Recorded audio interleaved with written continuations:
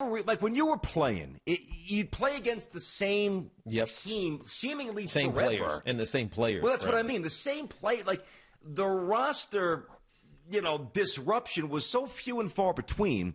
It's very different nowadays. And listen, we can sit here and romanticize, when we were younger, it was great. Yeah, you know what? I actually do think that it was a little bit better back then in regards to that. Because when you chase the same thing and the yearly impediments that were in front of you were the same people, yes, it led to a more vicious, more visceral, more ferocious rivalry. But somehow the Steelers and the Ravens still kind of capture that these days. Yeah, no, you're right. No, I mean, I remember I grew up a Washington fan, obviously, and when I came to New York, I became a Giants fan, obviously, because the bills were being paid by the mayors and the Tisches.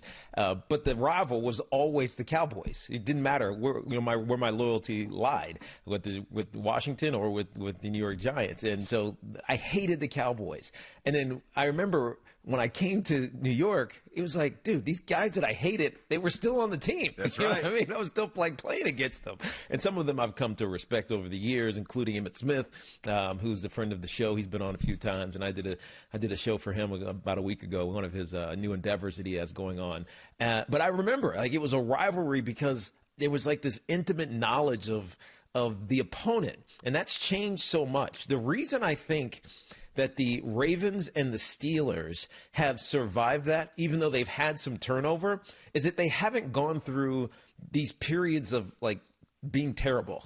So it's always been, they've always had success just around the corner. Mm-hmm. And in what has always been called the black and blue division, they've always been tough fights. You know what I mean? Whether it's, and tough weather too. Like horrible weather, or it's cold. It's blistery, it's blustery, it's wet. It's wet, and it's outdoors. It's outdoors. You see Mike Tomlin like stepping on the field with the kick return. It's all these things. Yeah. Like I think that was a Ravens game. I'm pretty sure it was. When he tried to trip on the sideline. Yeah, where he didn't. He just turned his back and was standing on the field. I think that was the Ravens game. I might be wrong, but still, you just feel like Ravens Steelers never lost the oomph despite the player turnover. And I think it's because of the history of the organizations, right? It's not like either organization has faded for a half a decade or decade. They've always been good. They've always had talent. So every time they play, the game means something. You know what I mean? So it's not like, 2-3 years ago, the Cowboys playing, the New York Giants, and the Giants are terrible. They're on the third coach in 3 years or whatever it may be. It's not like that with the black and blue division, at least the two top teams at this year with the Steelers and the Ravens. So the games have always meant something. So even though there's been turnover, the rivalry has persisted in a sense. Mm-hmm. And I'll tell you this, not only talk about roster turnover, but even think about front office turnover. Yeah. Ozzie Newsome was there forever. Mike Tomlin there forever. That's right. Ownership for the Steelers, same forever. That's right. I mean, there's Biscotti, he's had the team, 20-something years, I think? Yeah. I think? Yeah, since they've moved, right? Right? I mean, I think pretty so. sure. I think he had it the first year. He certainly had it when you guys were in the Super Bowl. So, I mean, that is just great continuity. There's just it's just good stuff. For lack of a better description, without dressing it up and getting all fancy, it's just good stuff. You know what you're getting. It's a consistent product. Yeah. There is respect, and it's funny. Big Ben talked about it this week. He said, there's no animosity. There's no, real vitriol, which I was a little surprised to hear that because, you hear Ravens week if you're a Steeler, or you hear Steelers week if you're a Raven. That always kind of implied some legitimate bad blood. But the way Ben framed it, I was a little surprised. I can see what he's saying, though, BT, because I remember. So my biggest rival when I was playing, not when I was a fan, but when I was playing, was the Eagles.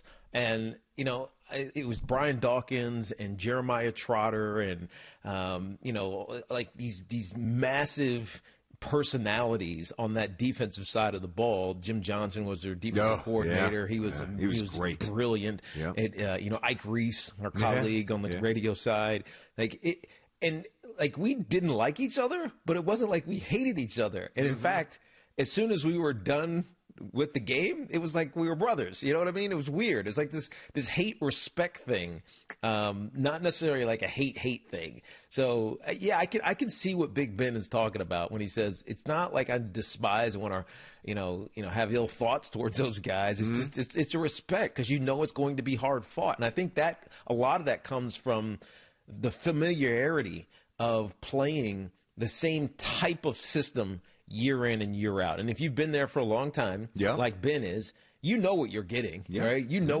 what's coming when John Harbaugh comes to town.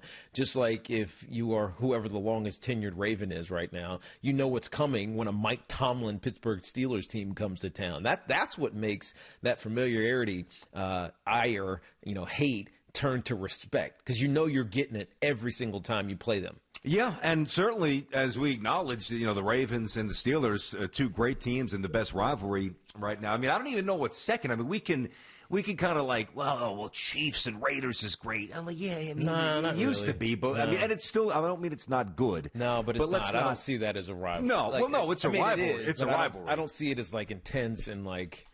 I don't know. Because the Raiders haven't done anything for all these years. Yeah. You could say the Niners in Seattle, but that's really only been the last decade or so. It goes back to Harbaugh and Pete Carroll. Giants have been down. Cowboys have been down.